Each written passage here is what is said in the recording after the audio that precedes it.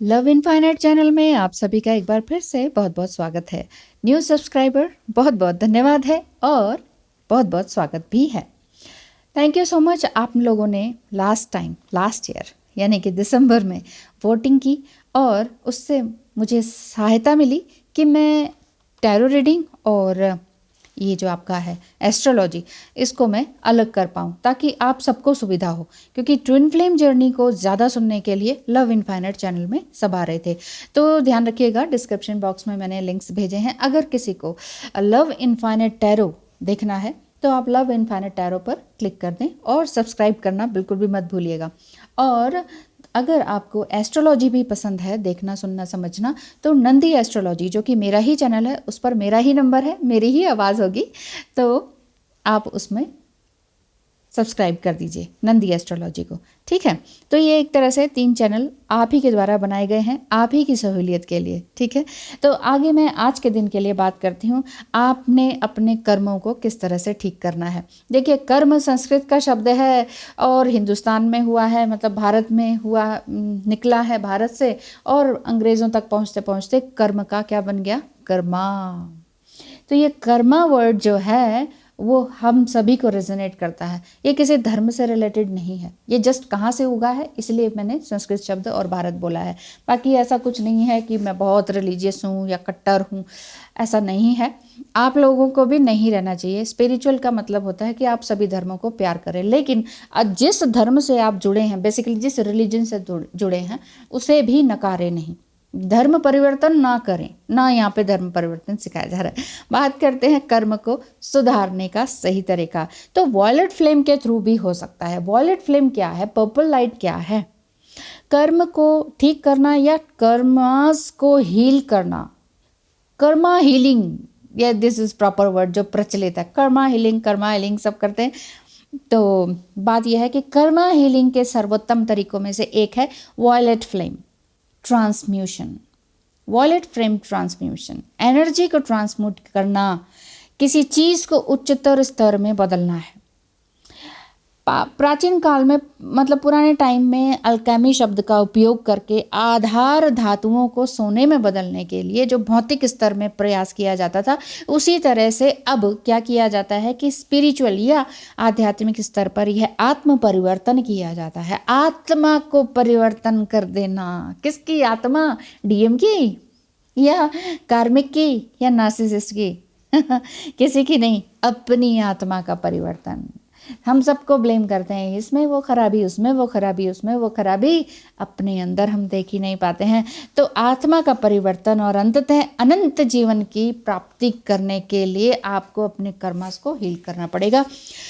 आध्यात्मिक ऊर्जा हमारे कर्म के स्थूल तत्वों को हमारे सच्चे स्व के सोने से अलग कर देती है। ये सच्चा स्व यानी कि ऑथेंटिसिटी, यही तो हमारी ज्वेलरी है, यही तो हमारा सोना है, यही हमारी एक सच्ची ऊर्जा है, और इसे रूपांतरित करती है ये वॉयलेट फ्लेम, ताकि हम अपनी उच्चतम क्षमता को पहचान सकें, यानी कि हायर सेल्फ में रहना जान सकें कि what is higher self. Okay, बहुत से डॉक्टर्स और एल्केमिस्ट और विशेषज्ञों ने ये वॉयलेट की उच्च आवृत्ति ऊर्जा का उपयोग संतुलन और आध्यात्मिक परिवर्तन के लिए किया है, बैलेंस एंड स्पिरिचुअल ट्रांसम्यूशन के लिए।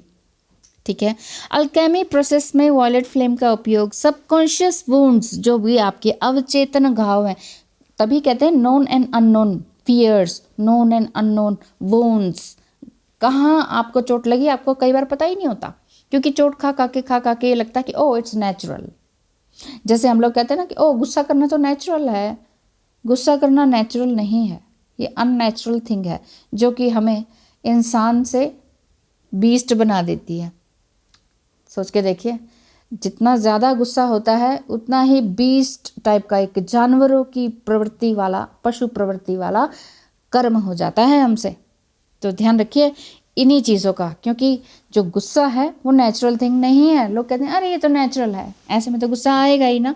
क्यों आएगा? वो कहाँ से आएगा? इसका मतलब गुस्सा ऑलरेडी है, आपने उसको जागृत कर रखा है, उसको पोषित कर रखा है कि गुस्सा कभी कभी कर लेना, तो आपने अपने अंदर उसको पाल रखा है। तो इस चीज़ को समझेंगे आप सबकॉन्शियस वुंड से। और अगर फिर आप लोग ये कहेंगे मैडम बार बार ट्विन फ्लेम जर्नी को क्यों ले आते हो, ट्विन फ्लेम जर्नी का चैनल है तो ट्विन फ्लेम जर्नी में क्यों ना आऊँ मैं। और एंजल नंबर पर भी कहते हैं बार बार ट्विन फ्लेम जर्नी को क्यों बोल देते हैं बार बार। ट्विन फ्लेम जर्नी का चैनल है भाई आप उसी में आए हैं। तो एंजल नंबर अगर आप देख रहे हैं तो अधिकतर ट्विन फ्लेम्स को दिखता है, और ट्विन फ्लेम जर्नी एक स्पिरिचुअल जर्नी है।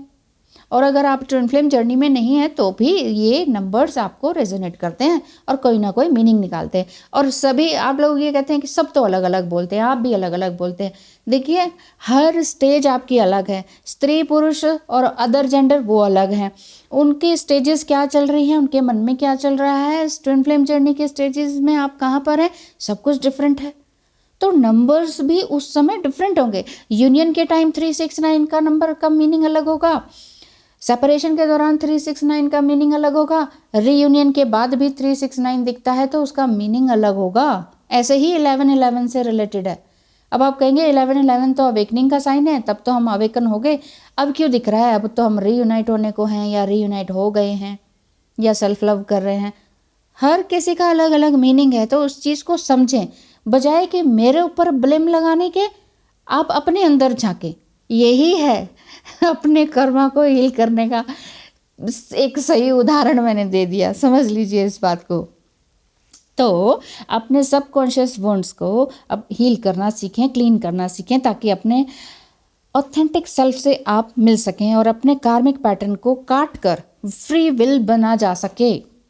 कार्मिक कॉर्ड कटिंग जिसे कहते हैं ना, तो इसे मैं हिंदी में कह रही हूँ, कार्मिक जो पैटर्न है आपके उनको काट कर आप फ्री विल बन सकें, कि मतलब आप ओपन माइंडेड बन सकें, किसी को क्रिटिसाइज ना करें, किसी पर गुस्सा ना दिखाएं।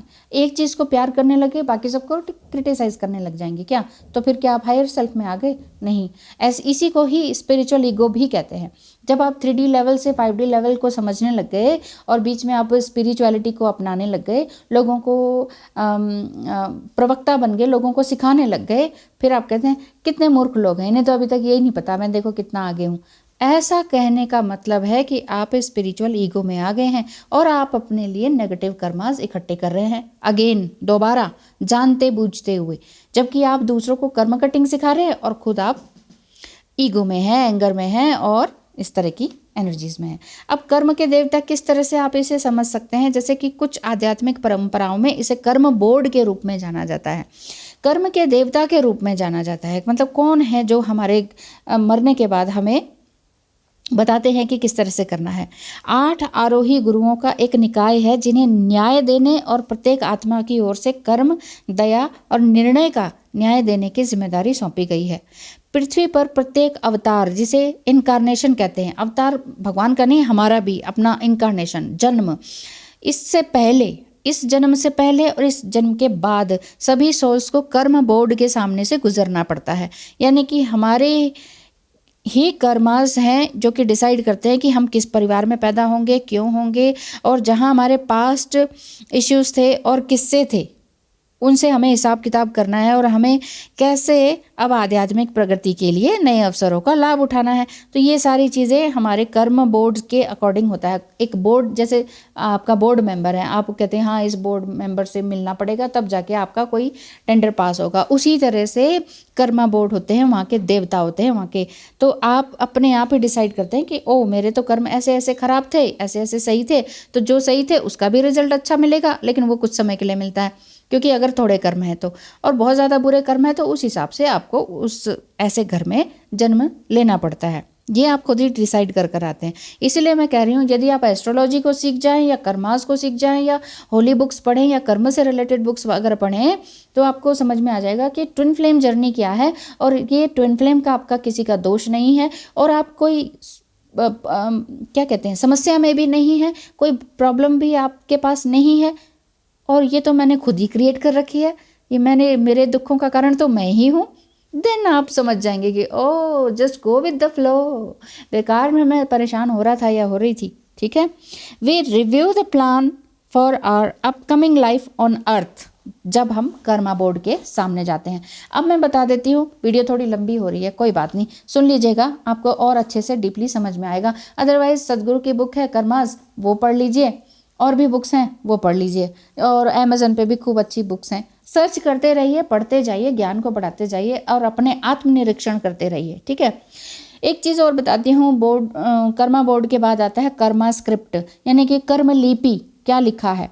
कर्म लिपि अक्सर पिछले अवतारों के, जो पिछला इनकारनेशन हुआ था ना हमने हमारा, तो उन्हीं के लोगों के साथ नए सिरे से फिर से जुड़ाव की शुरुआत होती है। जुड़ाव मतलब अब नए जन्म में उसके साथ क्या बनेंगे। इसीलिए जब हम पास्ट लाइफ का जानते हैं तो कई बार हमारे ही ट्विन फ्लेम हमारा बच्चा होता है, या हमारा बाप होता है, या हमारा गुरु होता है, या कुछ ना कुछ ऐसा होता है। तो हम ये सोचते हैं कि ऐसे कैसे हो सकता है, ट्विन फ्लेम तो ट्विन फ्लेम ही रहना चाहिए। नहीं, ज़रूरी नहीं है कि पिछले जन्म में भी ट्विन फ्लेम ही रहे हो, सोलमेट भी हो सकते हैं, माता पिता भाई बहन में से, दोस्त में से भी कोई हो सकते हैं। इस तरह से अलग अलग बातें होती हैं। तो दूसरे शब्दों में मैं ये बताऊं कि जिन लोगों के साथ आपने अच्छा जीवन में कुछ अच्छा व्यवहार नहीं किया, उन्होंने एक बार फिर से अवतार लिया ताकि आपके पास उस कर्ज को चुकाने का दूसरा मौका हो।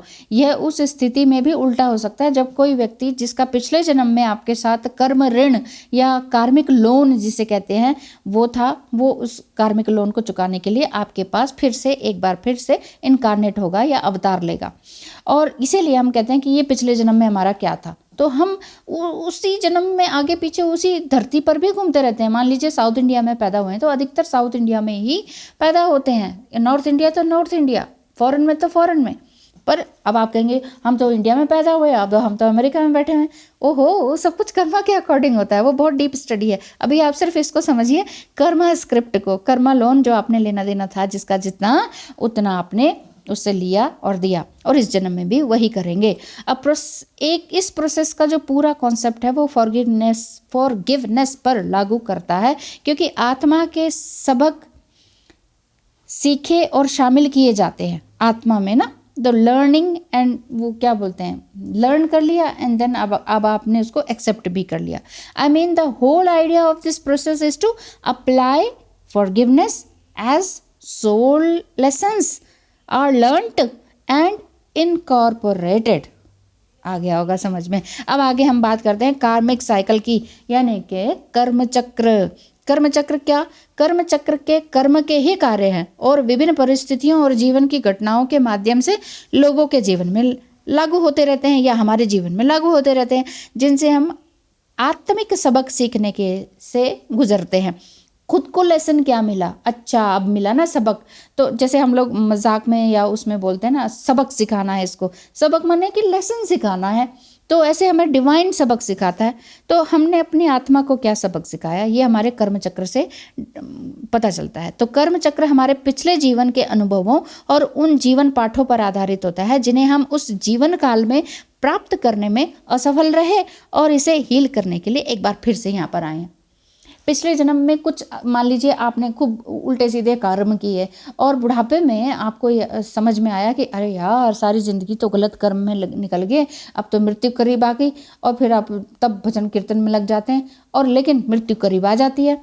तो मरते समय सोल कहती है कि यार मुझे ये नहीं करना था, मुझे भजन कीर्तन करना था, मतलब स्पिरिचुअलिटी में जाना था। तो जब आपका जन्म इस धरती पर फिर से जन्म हुआ, तो आप बचपन से ही आप कहेंगे कि मैं तो बचपन से ही स्पिरिचुअल थी, बचपन से ही ये वाले भगवान को मैं जानती भी नहीं थी, घर में भी लोग पूजा नहीं करते थे, लेकिन फिर भी मैंने ये वाले भगवान को ध्यान शुरू कर दिया। ऐसा क्यों हुआ, क्या हुआ? उसका कारण ही ये होता है कि आपने पिछले जन्म में इन भगवान को चाहता, ध्यान शुरू करा था, लेकिन बहुत लेट हो गए थे, मृत्यु आ गई थी, ये वाली बात हो जाती है। तो उन कर्मा को हील करने की ज़रूरत होती है। तो कर्मा क्या है, अब ये बता देती हूँ थोड़ा सा और, कि karma is a result of a person's action as well as the actions of themselves based from the term. ठीक है, the cycle of cause and effect, ये आपको पता चलता है, जैसा किया वैसा भरेंगे। It is up to us to heal our karma so that we shape our destiny. हम कल ही किसी ने पूछा था मुझसे कि ये तो हमारे भाग्य पर डिपेंड करता है ना, हम तो कितना कर्म करें, हमारे भाग्य में कुछ और लिखा हो। कर्म करना भाग्य की दिशा को ही तो बनाता है। आपका थॉट होता है सबसे पहले, आपने जो अच्छा सोचा या बुरा सोचा, आपने उसको मुंह से निकाला और साथ ही साथ कर्म किया, अपने हाथों से वो कर्म किया। ठीक है, और उसके बाद वो क्या बन गई, आपकी डेस्टिनी। आपने मान लीजिए अच्छा तो आप सोच सकते हैं, लेकिन बुरा का अगर मैं सोचूं तो आपने सोचा कि यार वो लड़की बहुत अच्छी है ना, उसको पाना है, उसके शरीर को पाना है। फिर आपने क्या किया, आपने ज़ुबान से उसके लिए गलत गलत बोलना शुरू करा, उसके शरीर के लिए बोलना शुरू करा, और फिर कर्म कर दिया वो कुछ गलत काम करके उसके साथ। फिर वो जो गलत कर्म आपने किया, फिर पुलिस के साथ पकड़े गए और डंडे खाए और जेल में आ गए। तो ये क्या हुआ, आपकी डेस्टिनी। तो किसने बनाई आपकी डेस्टिनी, किसी और ने, या भगवान ने, या राक्षस ने? तो ये बनाई है सिर्फ आपके थॉट ने, आपके ही माइंड ने। तो माइंड के अंदर आया आपका थॉट। तो इसीलिए कहते हैं ट्विन फ्लेम जर्नी में भी मैं बार बार कहती हूँ, अपने थॉट्स पर ध्यान दीजिए, अपने थॉट्स का वॉचमैन बन जाइए, अपने थॉट्स को निगाह रखिए। अपने थॉट्स टेढ़े मेढ़े आ जाने से पहले आते भी हैं, गलत भी आते हैं, गलत आते हैं तो उसमें गिल्ट में आने की ज़रूरत नहीं है। गलत आते हैं उसी में बह जाने की भी ज़रूरत नहीं है। गलत थॉट आते हैं, कई बार चोरी के आते हैं, कई बार किसी चीज़ के आते हैं, मुसीबत आ गई चलो चोरी कर लेते हैं यार। कितने ही गवर्नमेंट ऑफिसर्स हैं या गवर्नमेंट एम्प्लॉयज़ हैं जो सरकार के कॉपी पेन पेजेस रजिस्टर्स घर उठा के ले आते हैं, लाते हैं कि नहीं? तो हमें ये लगता है कि नहीं है, हम तो गवर्नमेंट सर्वेंट है, अपना ही है। अपना नहीं है, हमारा सिर्फ सैलरी होती है। कॉपी पेन पेंसिल पेपर्स जो गवर्नमेंट की तरफ से आ रहा है वो हमारी सैलरी में से नहीं कट रहा है, हमने वहाँ से उठाया है बिना बताए। It means this is called चोरी। यहाँ से छोटे छोटे अपने कर्मास को अगर हम वॉच करने लग जाए ना, तब पता चलेगा कि कहाँ हम सही हैं और कितने गलत हैं और कितने पानी में।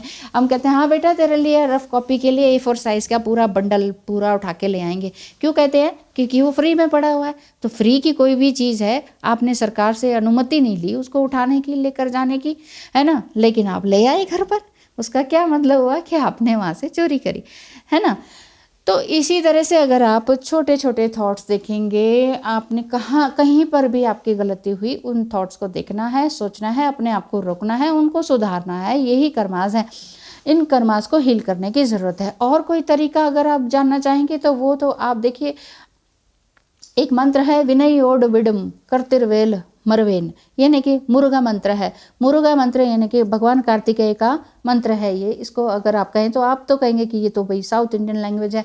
तो चलिए आप फिर भगवान श्री नरसिम्हा की गायत्री मंत्र, नरसिंह की जो गायत्री मंत्र है उसको जाप कर ले।